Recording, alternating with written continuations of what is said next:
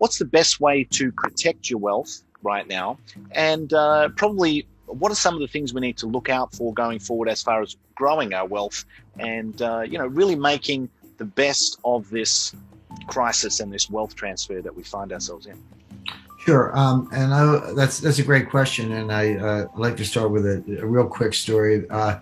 Go back to 1922, the German Weimar Republic hyperinflation, and that's a well-known story. Everyone knows what happened. We don't need to recite that. But there was an individual at the time, and his name was Hugo Stinnes, and I talk about this at the end of chapter the end of chapter 5 of my book, The New Great Depression. Hugo Stinnes saw the hyperinflation coming. And he went out and before it hit and borrowed all the Reichsmarks he could. That was the currency at the time. And he invested in hard assets. He bought coal, steel, shipping assets, railroads, etc. Then he just waited. And here comes the super hyperinflation. Well, he paid back all the debts. I like to say he paid pennies on the dollar, but it was a millionth of a penny on the dollar. They were sweeping the currency down the sewers. But he went through the exercise of paying back his debt with this worthless currency, and he kept the assets. And he became the richest man in Germany. And I don't speak German, but his nickname was the Inflationskönig, which means the inflation king. So the point of the story, and it's a true story, you can look up Hugo Stinnes, the point of the story is even in the greatest hyperinflation in the history of developed economies, in the history of the world, this guy became the richest man in Germany because he saw it coming and he did the right thing. So the point I make to investors is that you're not helpless. We're in hard times. They may get worse in some ways, but you don't have to curl up in the ball. There's always something you can do to go out and at a minimum preserve wealth and even better prosper and make some money. So let's get specific about that. The first thing, and I hate cliches, this is going to sound like a cliche, but it's important to explain what it means, is you need to have diversification. Now that sounds obvious. Every economics teacher will say you have to diversify your assets, but people don't really understand it. I've run into investors and they say, well, I'm highly diversified. I've got 30 separate stocks in 10 sectors. I've got semiconductors, consumer non-durables, utilities, et cetera. And I go, no, you're not diversified. You may have 30 stocks, but you have one asset class. It's called stocks, and they go up together and down together, and you're not protected at all. So by all means, have a slice in stocks. That's fine, but I recommend a significant slug of cash. And people go, well, cash has no yield, and why would you have cash, et cetera? But cash, first of all, if we have deflation, not inflation, cash could be your best performing asset because the real value of cash goes up in deflation. Your money is worth more, even though there's no yield, because it has more buying power. But more to the point, here's what's not well understood. Cash has embedded optionality. If you're the person, right now visibility is poor. We don't know exactly what's going to happen. I have a forecast, but you've got to really constantly update it. But as visibility improves, and we can see who's going to win the tug of war between deflation and inflation. If you're the person with cash, you can pivot.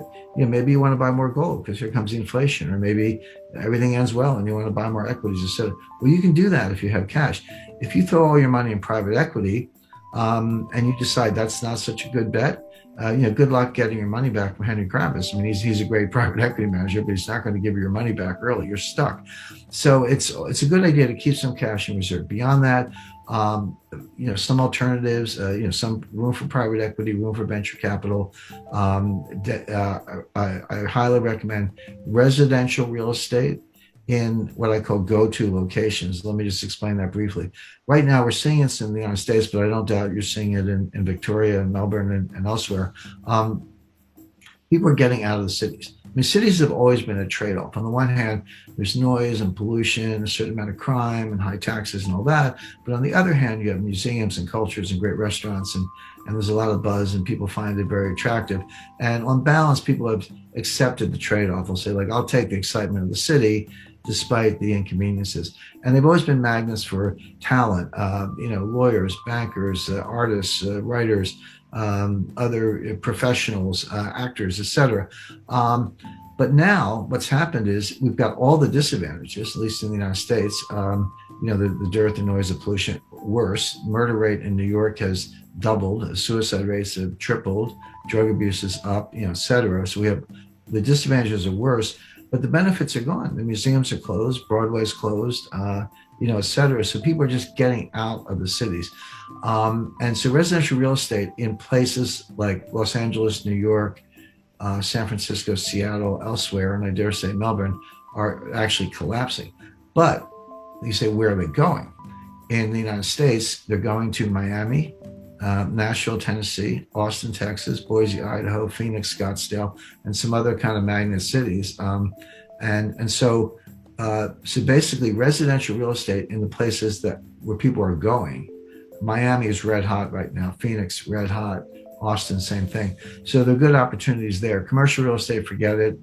It's nowhere near the bottom. Probably wouldn't even look at it for maybe another year. And then finally, gold. I recommend 10% gold. People, I talk about gold all the time, and people always want to put words in your mouth, and they go, well, Jim Rickards says, sell everything and buy gold. I've never said that. I don't believe that. It's not the end of the world. We'll get through it. We'll muddle through. But 10% gold, yeah, that's a good piece to have. It's your inflation protection, obviously. It's also, if it's physical gold, it's a non-digital asset. If it's gold miners, it's a leverage bet, so you can make even more money. But people don't understand that gold does very well in deflation. In 1929 to 1933, the longest period of sustained deflation in U.S. history, gold went up 75%, from $20 an ounce to $35 an ounce. There's a reason for it. That's going back to what I said earlier. Governments get so desperate in deflation that they devalue the dollar and raise the dollar price of gold to get inflation. So gold ends up being the vehicle to break the back of deflation, which they have to do. So gold does well in just about every state of the world. In conclusion, as we navigate the complexities of today's economic landscape, the wisdom of historical experiences guides us towards sound wealth protection strategies. The story of Hugo Stinnes during the Weimar Republic's hyperinflation serves as a powerful reminder that even in the face of economic challenges, strategic decisions can lead to wealth preservation and prosperity. Diversification takes center stage as a misunderstood yet crucial aspect of building a resilient portfolio. Genuine diversification goes beyond superficially spreading investments, and our exploration has shed light on what it truly means to safeguard wealth. The often underestimated role of cash emerges as a key player, offering not only stability during times of deflation but also the flexibility to pivot as economic conditions evolve. Real estate in strategic locations, venture capital, and a calculated allocation to gold round out a comprehensive approach to wealth management.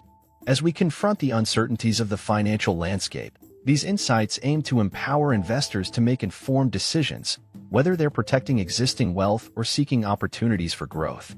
The path forward may be uncertain, but armed with knowledge and a diversified strategy, investors can navigate these waters with confidence and resilience.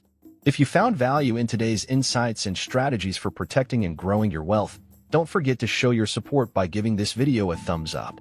Your likes and comments are not only appreciated but also contribute to spreading valuable financial knowledge. For more content on navigating the intricate world of finance, wealth management, and economic insights, make sure to subscribe to our channel. By subscribing, you'll stay updated on the latest analyses and strategies to help you make informed decisions in these dynamic times. Thank you for tuning in, and we look forward to having you as part of our growing community. Until next time, stay informed, stay empowered, and stay ahead in your financial journey. Subscribe now for more invaluable content, and I'll see you in the next video.